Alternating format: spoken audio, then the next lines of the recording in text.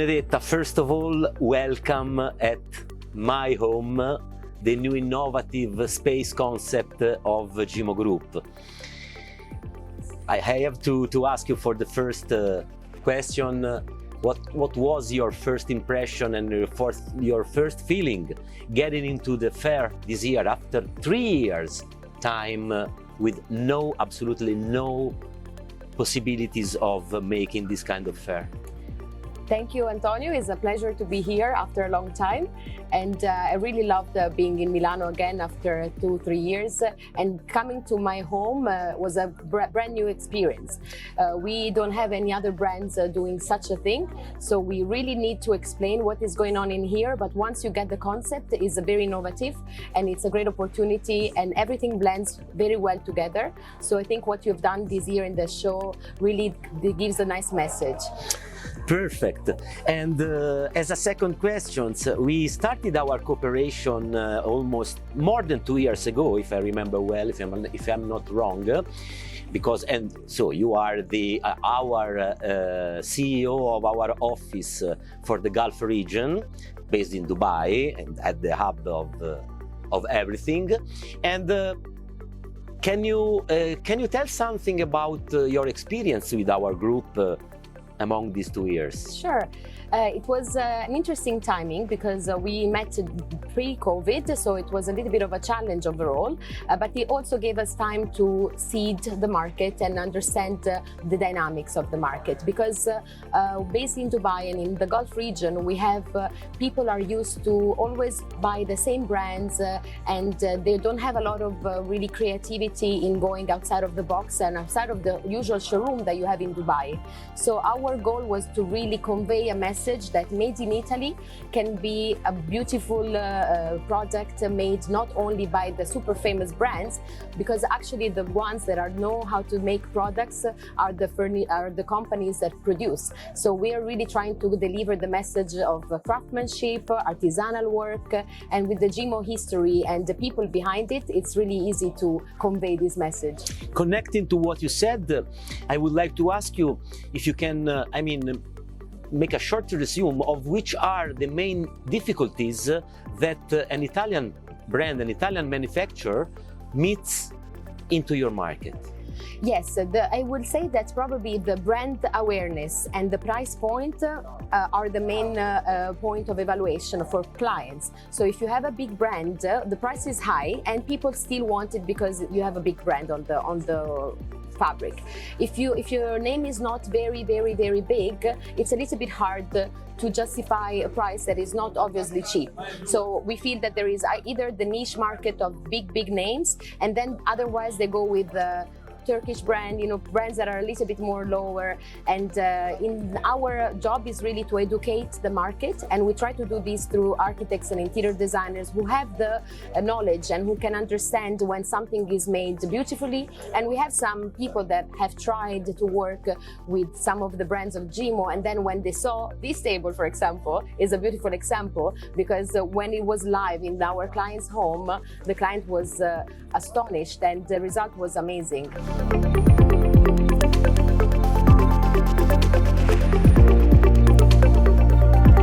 Coming back, how do you consider communication, especially digital communication, for the branding of a company, especially in your market? Yes, it's definitely an important point to address because a lot of small Italian companies maybe don't have the necessity, or they don't think there is a need of marketing and digital communication. With the Gimo, we feel that we have this awareness, and this is very crucial because we need that type of support when we don't have a name that is already super famous. And in order to do that, having some help from designers and architects, influencers that are more into the digital, who can communicate the Gimo concept and the Gimo projects would be probably the winning weapon. Maybe that's also a nice idea you're giving me now, because we can definitely try to connect and it's super important that these messages will be also delivered in the local language, maybe in Arabic, creating contents and showing some, maybe visiting a factory and showing what Gimo can do, but convey the message in the local language. Talking about the structure of the market, making an average discussion, do you think that for an Italian brand, not super brand, but not, I can say, not really well known, but a medium range brand, as we can consider the majority of the Italian brands in your market, do you think that, talking about the structure of the market, do you think that the business is more toward the retail market or more to project market? You know, it's a very good question, because I think you really need to understand your brand in order to do the strategy of your brand. So as much as we would love to have a home for Gimo in the retail market, the projects are not coming from there. Retailers even in our region are struggling. So the ones that are successful are the ones who can really do the interior design projects and who can support the clients. So if with Gimo Group we can offer that service and support the clients, not only the private end user, but even the store or the people, you know, designers are very busy and everybody is super busy in this market. So if we can support them with some added value and projecting skills from Italy and from our companies, that will be probably the difference that nobody else is able to give now. But again, we have to educate and make sure that people will appreciate a made in Italy product because of its quality and the final result and the service you get, rather than just buying something because it's a famous piece. So can we say that our innovative project that we called My Home, which would like to convey that using a big group like ours, we could be able to supply the full interior design of a home, of a house, even on commercial side? Do you think it's the right direction that we choose or not? I think it would be a very winning strategy, because this is probably what is missing in our region. I was talking to somebody earlier about the fact that often people invest a lot of money in very expensive furniture, but then there is nothing that brings it together and blends it nicely with the finishes, with the walls, with the accessories. And what I've seen so far, Gimo is really able to put everything together and rationalize and create beauty in a house that is maybe big and has challenges. And I have to say that, you know, I have personally worked with your design team and your projecting team, and what they do, it's a level of creativity that is priceless. So you don't just buy the furniture that are beautiful. You have a service of coherence and ergonomic space. So you leave the home in a very beautiful way that is comfy. There is an atmosphere. It's not just beautiful furniture thrown in the space and being very cold. Everything really comes together.